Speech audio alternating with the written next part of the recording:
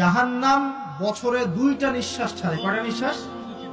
একটা নিঃশ্বাস গ্রীষ্মকালে যখন প্রচন্ড দাবদাহ চলে, ওইটা হচ্ছে জাহান্নামের নিঃশ্বাসের ফসল।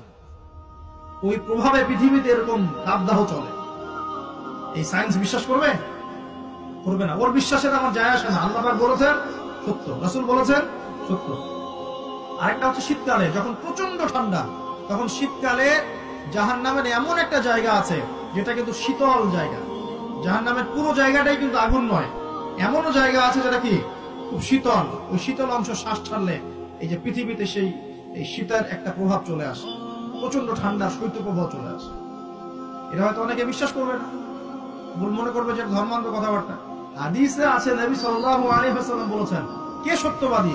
এই পুরো সভ্যতা না রাসূল সাল্লাল্লাহু আলাইহি ওয়াসাল্লাম? এই বিশ্বের সমস্ত মানুষ সত্যবাদী বেশি না আল্লাহ রাসূল বেশি সত্যবাদী? বাস, আর কোনো দরকার আছে কথা?